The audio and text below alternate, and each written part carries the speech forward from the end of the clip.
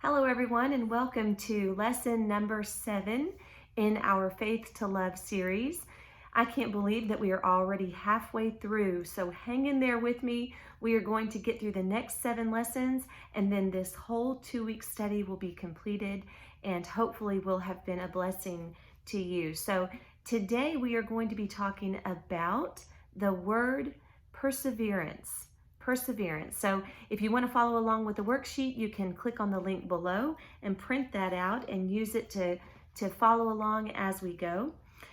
We are in 2 Peter chapter 1. We are looking at the description of a Christian character that Peter is giving us in chapter 1, verses 5 through 7 of 2 Peter. So we are right now in the middle of verse 6. And we are working through each of these attributes that Peter has listed. We've already talked about the reason why he is giving us this list of characteristics. The reason we read and find out in the first 4 verses of this chapter. And then he is going through and telling us that because of the reasons listed, we have to begin to develop this character that will be reflective of people who are sharing in the nature of God, people who are the receivers of the exceedingly great and precious promises that God has given.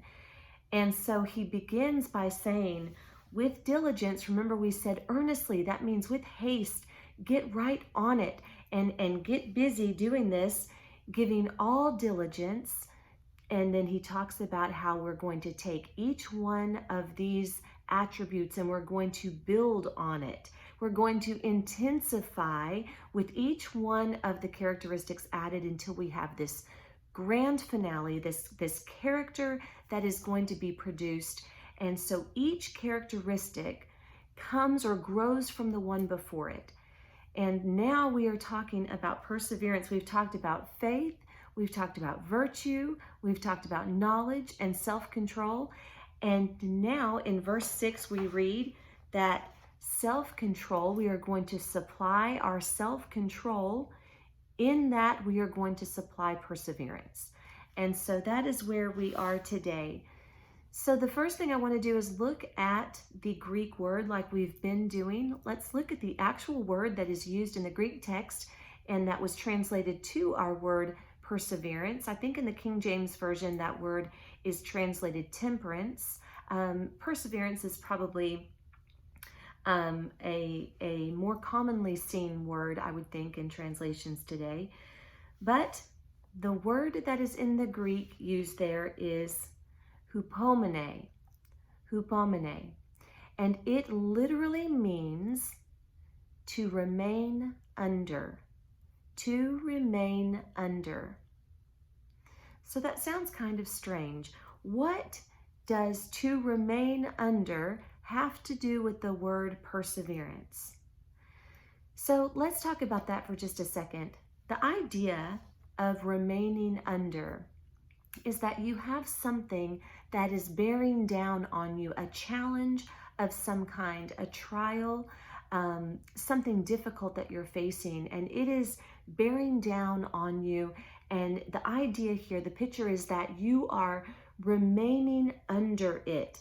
Whatever it is that is weighing down on you, you are beneath it and you are bearing up under it.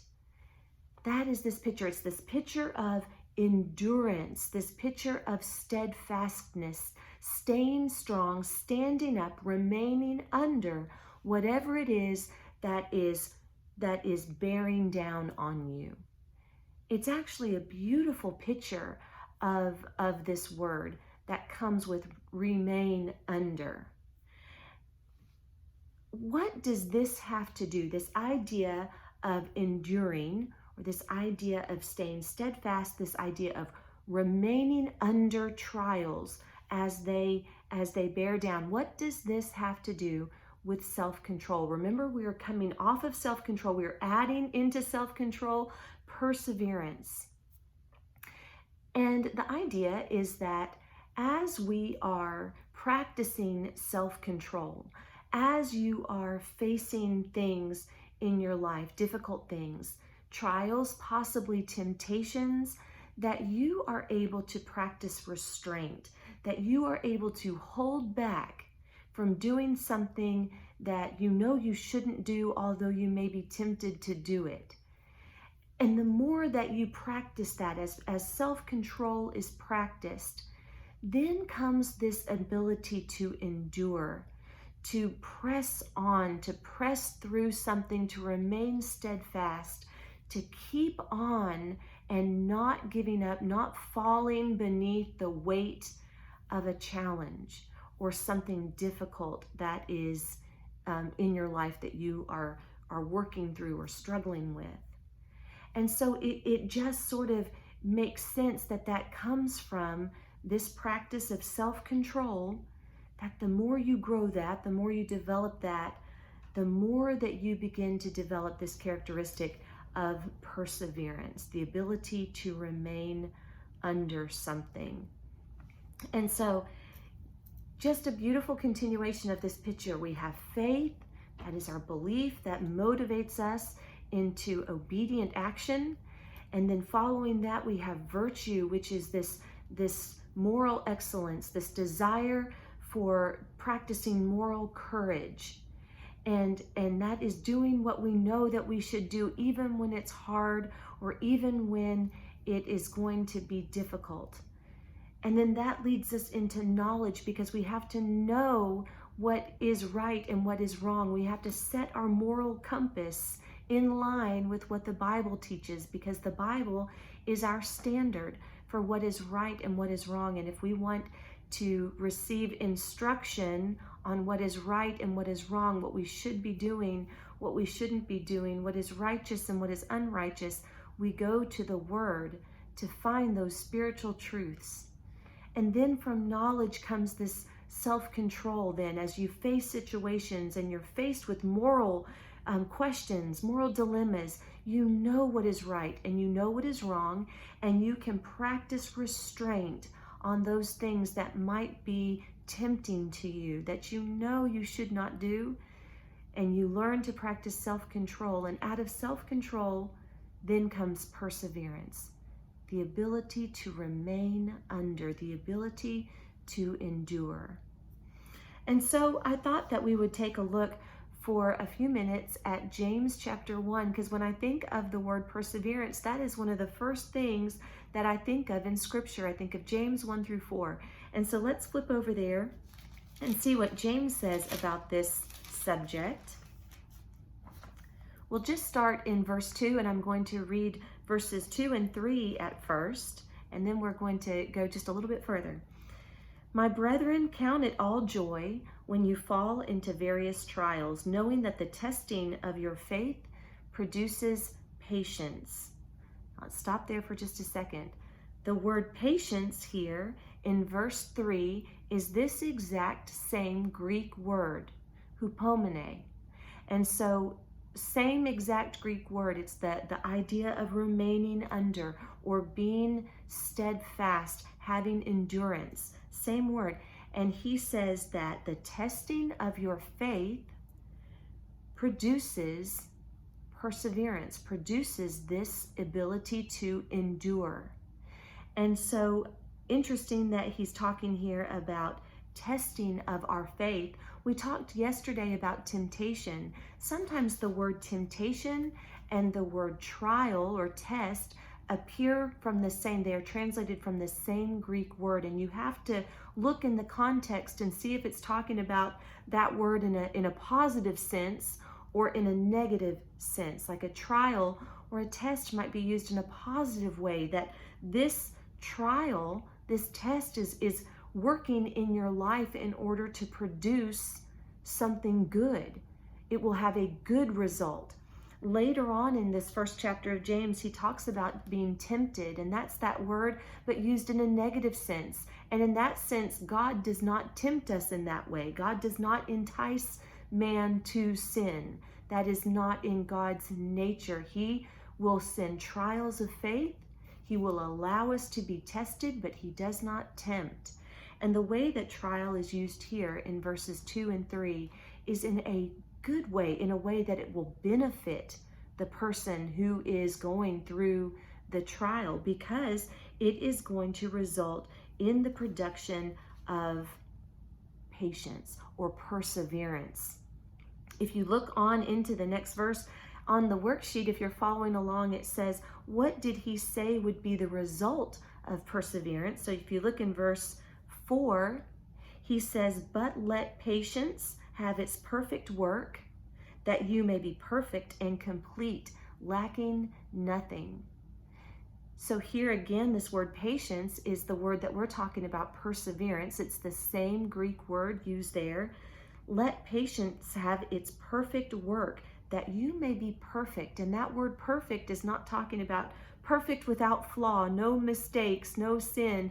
It means mature, that you may be mature and complete, lacking nothing. Remember, we're talking here about spiritual maturity. And so James is saying, as you have these experiences with trials, and as your faith is tested, and it is going to produce this perseverance is doing something wonderful. It is completing something wonderful in your life, in that it is bringing you into spiritual maturity. Remember that we are on this journey to becoming more and more Christ-like. We are on this mission to become, this mission of sanctification, to become more and more like Christ. And so this is part of that, this perseverance that is going to help us in our effort to become more spiritually mature or spiritually perfect. And so that is going to be the good result of perseverance that James is talking about. Now, later on in this book, the book of James, James gives an example of someone from the Bible who persevered. And so flip over just a couple pages to James chapter 5.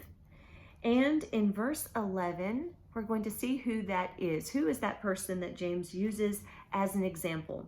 James chapter 5, verse 11 says, indeed, we count them blessed who endure. You have heard of the perseverance of Job and seen the end intended by the Lord, that the Lord is very compassionate and merciful. And so here he uses Job as an example of perseverance. Now, the story of Job is found back in the Old Testament, and it is a story that we use many times when we are going through times of suffering and times of trial, because that is what the story of Job is about this man who is tested, and he is everything is taken away from Job, his home, his family, his health even, and then it follows Job through this time of suffering, and sees how he responds to it. And so I'm going to flip over just really quickly to the very last part of Job, where we find out what was the intended end that James is talking about in verse 11 that we just read. You have heard of the perseverance of Job and seen the end intended by the Lord, that the Lord is compassionate and merciful. Flipping over to the last chapter of Job, Job 42, verse 12, after this time of trial, after this testing period that Job has gone through, and he has endured, he has persevered through it. You might say Job remained under the weight of this trial, and he came through it. He made it through. And then verse 12 said, now the Lord blessed the latter days of Job more than his beginning. And if you read on through, it talks about what he was given back from the Lord. And it was truly, he was blessed even more in the end than he had been before it all started. And so James uses that story of Job as an example of somebody who persevered and who had a blessing because of it in the end. I want to talk about just another layer of this word perseverance. And to do that, I want us to think about a phrase that James uses in verse 2. And then we're going to look at a few other verses that kind of contribute to the same idea. So first, we're going to go back to James chapter 1. We're going to see just another deeper aspect of this word perseverance and what it should look like in the life of a Christian. Back at the beginning of James chapter 1, verse 2, James writes this: "My brethren, count it all joy. Count it all joy when you fall into various trials." When it happens, it will happen, he says. It's not an if. You're going to have trials, but count it all joy. Be joyful in this, that you are going to be falling into various trials. Why would James say that? Why would it be something that we should count as joy? Well, it's kind of part of what we've already talked about, that it's developing the Christian character. It's making you stronger. It's forming you more into the image of Christ. And so as you go through trials, James says, keep it in perspective. There is good that is going to come from it. Think of the end and what is going to be the end result, where you're going to come through on the other side. When you turn to Romans 5, verse 3, you'll see something similar. Let's turn over there, and we're going to look at three more verses very quickly and just see what they say, and then we will wrap up this lesson. Romans chapter 5, verse 3 says something similar. And I'm going to back up just a little bit so we can get this whole idea.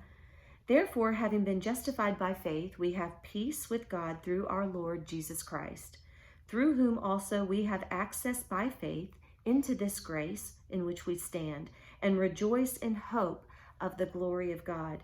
And not only that, but we also glory in tribulations, knowing that tribulation produces perseverance, and perseverance character, and character hope." We glory in tribulations. So on your worksheet, I did a couple little fill-in-the-blank questions here. Glory in your tribulations, knowing that tribulation produces perseverance. The word here for perseverance is the same word that is used in 2 Peter chapter 1, verse 6. This perseverance that we are adding to our self-control. Glory in your tribulations. Same idea, count it all joy. And then let's look at Paul's prayer that he prays in Colossians. So flip over to Colossians chapter 1. This is one of my favorite prayers of Paul's. I'm going to go back to verse 9, and I'm going to read through verse 12 so that we can hear this prayer, and then I'm going to pull out an idea that we see in verse 11. "For this reason we also, since the day we heard it, do not cease to pray for you, and to ask that you may be filled with the knowledge of his will, in all wisdom and spiritual understanding, that you may walk worthy of the Lord, fully pleasing him, being fruitful in every good work, and increasing in the knowledge of God, strengthened with all might according to his glorious power, for all patience and long-suffering with joy, giving thanks to the Father who has qualified us to be partakers of the inheritance of the saints in the light." So this is a beautiful prayer, and this would be such a good prayer to delve into and look at a little bit deeper because of some of the great parallels that we can find in this prayer and some of the ideas that have come out in 2 Peter chapter 1. And there's just so much there. But looking at verse 11, where he's praying for the Christians that they'll be strengthened with all might according to his glorious power, strengthened by the power of God, for all patience. This word patience right here is our word, perseverance, the same word that appears in 2 Peter chapter 1, verse 6. With all patience or perseverance and long suffering, and here's the word, with joy. With joy. And so on your sheet, Paul prays that Christians be strengthened according to God's power for all patience and long suffering. Long suffering is the opposite of being short-tempered, being able to suffer through something a long time, specifically related to your ability to not be angry, your long suffering. And so there's that word, and it's put together with this word perseverance. And so perseverance and long suffering with joy. And number 9 on your worksheet, one more verse I want us to look at, and it was also written by Peter. So 1 Peter chapter 4, verse 13, and I'm going to go back and read verse 12 with it. Beloved, do not think it strange concerning the fiery trial which is to try you, as though some strange thing happened to you, but rejoice to the extent that you partake of Christ's sufferings, that when his glory is revealed, you may also be glad with exceeding joy. So Peter is telling his readers, don't think it's strange when trials happen, but he says rejoice. Rejoice to the extent that you are sharing in the sufferings of Christ. Rejoice. So do you see this idea coming out over and over in these scriptures? James says, count it all joy when you fall into various trials. Paul's prayer that Christians may be strengthened by God for all patience and long suffering with joy.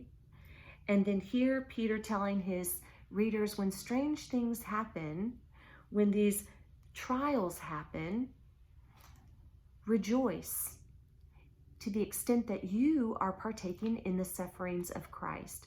Rejoice. Glory in tribulations. I want to talk about how all of these are talking about this joy, this joyfulness that comes along with trial and with persevering through trial. This is an added layer that comes with perseverance in the life of a Christian. So listen to this. Perseverance is not just remaining under. It is remaining under. It is holding up, bearing up underneath whatever is weighing down on you, whatever challenge you're facing, whatever test, whatever trial, whatever temptation, but you're remaining under it. You are not going to fall. You're standing under it, staying strong, enduring, and listen to this. You are rejoicing through it all. You are glorifying God through it all. Now, that doesn't mean that you are happy, that you're smiling and talking about how great this trial is and being responding in that way. But that you hold on to your joy, that you reflect to the world that you might be going through this trial, but that you are revering God, that you are glorifying God, that you love God through it all, because you know that he is faithful. You know that he loves you. You know that he is compassionate and merciful, and that he is going to bless you through this trial. So this is this other idea that when the world sees you, when people see you enduring trial, they see you staying strong. They see you staying faithful. They see you praising God still, regardless of what you are facing, regardless of what you're going through. That is this beautiful picture of the perseverance of a Christian. And so that is where we are going to stop for today, with that beautiful picture of remaining under and glorifying God while you do it. So next time we'll talk about our next attribute. What does perseverance, What are we going to supply in our perseverance? We'll find out next time. I hope that you'll join me. Have a wonderful day. Peace and love to you always. Bye-bye.